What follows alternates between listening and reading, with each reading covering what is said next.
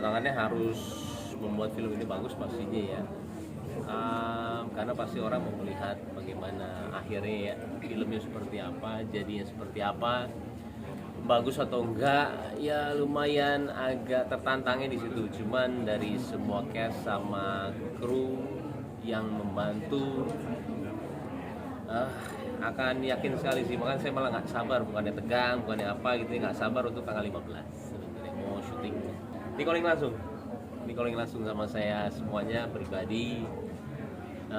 Kayaknya semuanya base kebutuhan kan banyak ya. Kenapa Taskia sama Yasamin, karena horor mereka terakhir sebenarnya Taskia saya harus nonton dulu di Ambang Kematian karena saya belum pernah lihat dia, dan kebetulan di Ambang Kematian dia jadi pemeran utama ya. Akhirnya saya harus nonton dulu, kebutuhannya kan saya tahu setiap peran itu seperti apa. Nah pas saya nonton malamnya saya langsung WhatsApp dia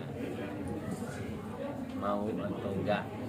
Nah, akhirnya ya alhamdulillah digabung.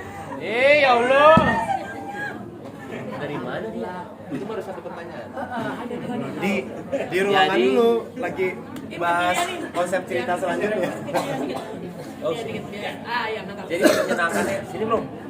Menyenangkannya sekarang kalau misalkan saya bareng sama Arya di interview ya, karena banyak yang tidak tahu dia itu banyak bantu di skenario, dan itu salah satu yang terpenting di malah jantungnya film adalah skenario ya. Masukan dia tuh tadinya awal saya agak-agak ngeri sama dia, ini mau ngomong apa lagi.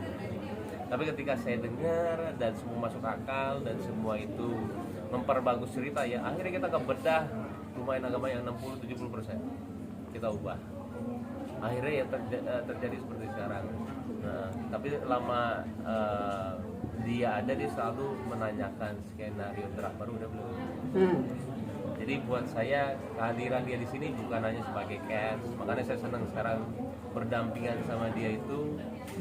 Ketika film ini jadi, insya Allah mudah-mudahan bagus. Dia itu lumayan agak bukan lumayan ya, banyak sekali efeknya atau nggak dampaknya di film. Jadi gini, sebenarnya kan ternyata kalau penulis itu kita kan sinetron dulu ya. Kadang-kadang kita ngomong pemain gitu ya, terkadang maaf ya tidak didengerin. Ternyata gini loh, ternyata penulis itu mendengarkan director. Karena kalau penulis mendengarkan semua pemain, dia tidak bisa fokus mau kemana. Nah kebetulan sekarang di sini saya direkturnya, saya itu sangat mendengarkan pemain karena saya dulunya saya pemain. Maksudnya dulunya saya itu benar-benar menjadi pemain yang lumayan agak vokal lah. Nah sekarang saya mau menjadi director yang mendengarkan semua. Nah akhirnya penulisnya mendengarkannya director. Kalau pemain itu ngarahinnya semuanya ke saya. Gitu loh. Wah, kayak banyak deh. Bagian apa yang bisa di-spill sama Bagian apa ya? Cerita itu mah jangan Cerita sih. Jangan. Jadi memang kan saya yang tadi kan juga sempat disinggung sama Mas Titan ya. Saya ngobrol ini dari 2022, bahkan sebelum Mbak Imada di proyek Lepayung. Terus waktu itu cuman tahu konsep penceritaannya seperti apa. Nah ternyata ya begitulah, seiring berjalannya waktu ternyata ada Tiger Wong bergabung, dan akhirnya ngobrol sama Mbak Im kan, ngobrol itu pun juga masih belum baca cerita full jadi skenario ya, belum. Waktu itu Mbak Im pertama kali itu ngasih waktu pas saya lagi di Semarang, jadi saya baca, kebetulan besokannya pulang, pas baca langsung telepon, Im besok kok pulang, kita langsung meeting kantor ya. Ngomongin apa katanya? Banyak katanya. banyak. Akhirnya ngobrol lah di situ, ada Mas Baim, ada Mas Ruben. Jadi kami bertiga ngobrol untuk masalah skenarionya, naskah, bedah. Kalau begini sepertinya akan seperti ini nih. Mendingan kalau seperti ini bagaimana? Gitu loh. Ya kalau dari saya kan memang mencoba untuk menjadi seseorang yang kritis supaya kreatif saya ini tetap berjalan. Saya orang yang senang berdiskusi, dan kalaupun dalam berdiskusi ternyata idenya tidak bisa diterima, tidak jadi masalah, karena kan memang ada jenderal yang harus memutuskan, gitu loh. Saya sebagai kasarnya punggawa-punggawanya lah, gitu loh, hanya bisa memberikan input. Ya kalau baik bisa dipakai, alhamdulillah. Kalau enggak ya nggak apa-apa, pasti akan ada keputusan yang terbaik di sana. Seperti itu. Pemicunya itu jadi gimana ya, kadang gini, ketika kita mengucapkan sebuah cerita nih gitu, dan diaplikasikan dalam sebuah naskah skenario, itu bisa agak berbeda gitu loh. Kan muncul pengadegan dan muncul dialog gitu loh. Itu memang pasti bisa berubahnya mungkin bisa signifikan gitu loh. Makanya kayak kok gatel ya, kayaknya kalau begini lebih oke nih gitu loh, lebih keren gitu. Yang seperti itu, karena kan kita pasti, kayak saya pertama kali diceritakan Mas Ruben sama Mas Emilka waktu itu, saya sudah punya imajinasi sendiri gitu loh. Oh akan seperti ini. Sama ketika kita membaca buku kan, baca novel mungkin. Dulu saya baca Harry Potter gitu, pasti punya imajinasinya. Ketika pas divisualkan ada yang berubah, yaitu kan balik lagi kebutuhan produksi seperti apa, kebutuhan di lapangannya seperti apa gitu loh. Jadi ketika memang ternyata saya ada di pekerjaan ini, saya jadi lebih paham. Oh dulu mungkin ngelihat, membaca novel terus melihat visualnya divisualkan di dalam bioskop, ada yang berubah, mungkin ada rasa kesel, kok begini sih gitu. Tapi ketika saya memang ada di pekerjaan ini, akhirnya tahu, oh memang ternyata ada kebutuhan yang memang tidak bisa untuk divisualkan dari buku, jadi diambil kesimpulannya harus seperti ini gitu lah. Karakternya seperti apa? Ya sebagai dokter pada biasanya. Gambarannya seperti apa gitu?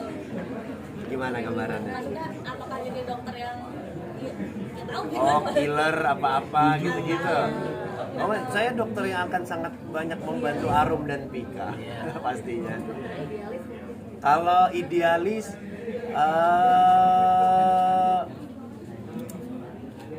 nggak terlalu idealis juga, baik sekali saya. Terbaik. Kebetulan sahabat-sahabat saya SMA itu lumayan banyak yang menjadi dokter gigi.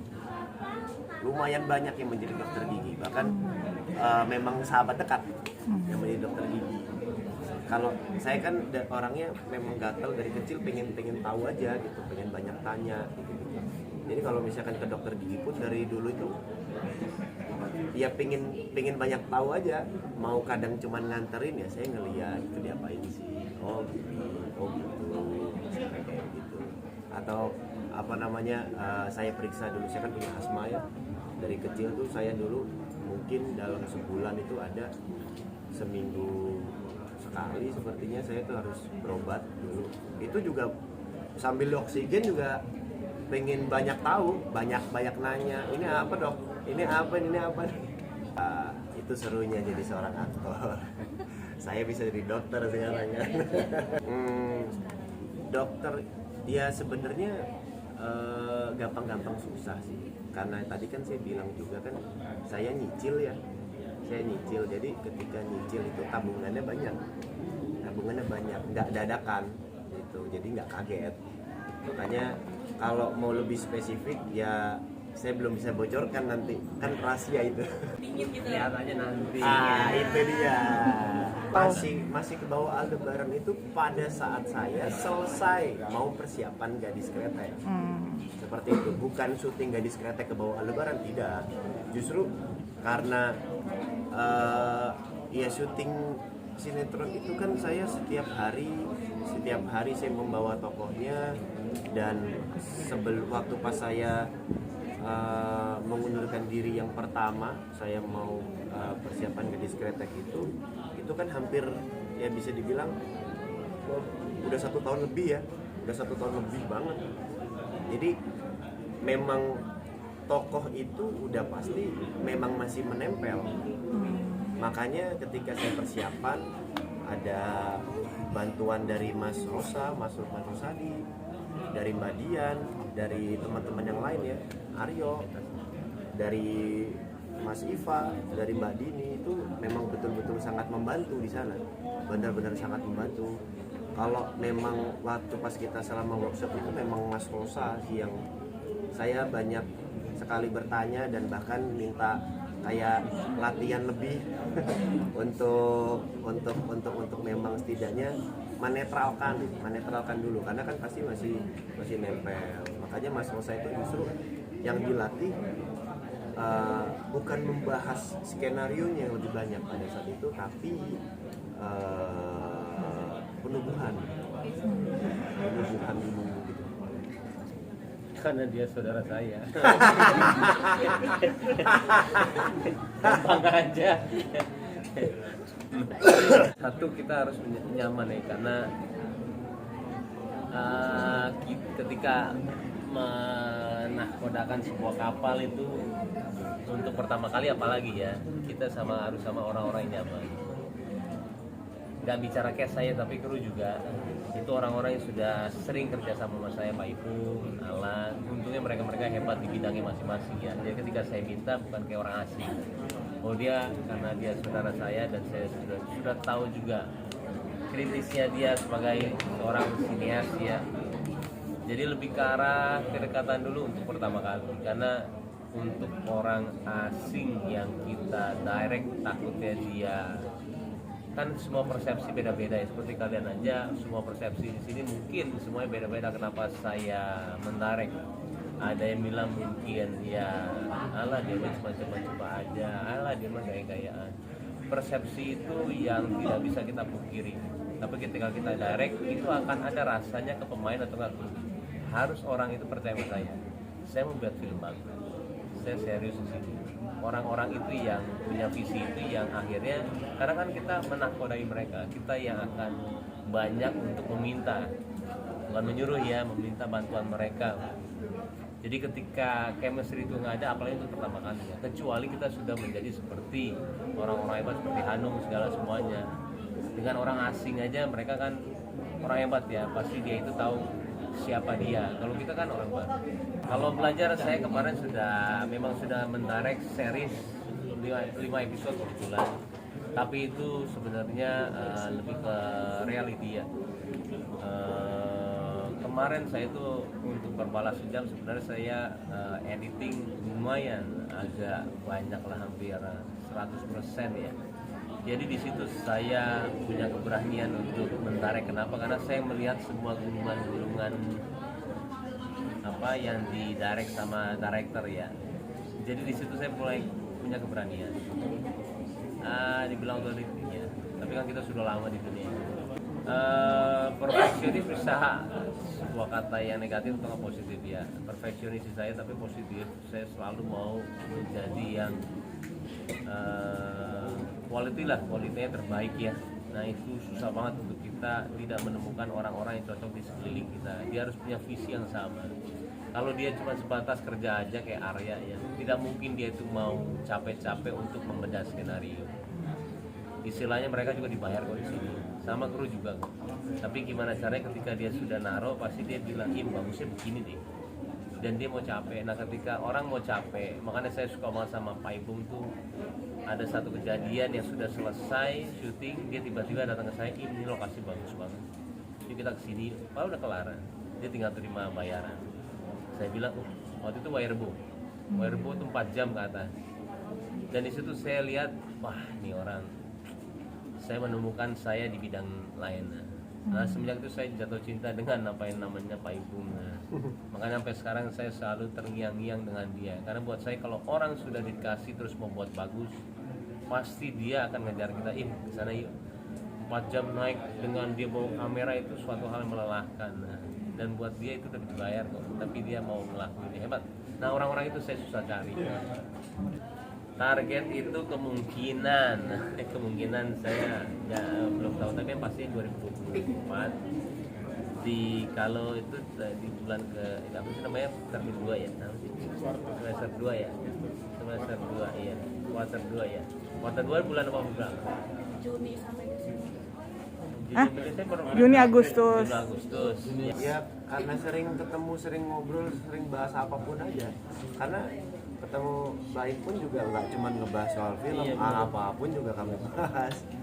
Jadi Memang sama-sama punya sisi kreatif yang tinggi, Baim tinggi banget sisi kreatifnya. Saya pun juga mungkin sisi kreatifnya kayak pingin ada yang menampung gitu loh. Kebetulan mau menampung. kita dua-duanya kritis mengenai sesuatu. Akhirnya kita juga di satu acara yang sama, Zara. Iya, kita tidak, yang paling ini tuh kita tidak melihat semua dari segi uang. Itu yang paling penting, kita melihat dari segi kita melihat dari segi kita harus menjadikan produk ini bagus.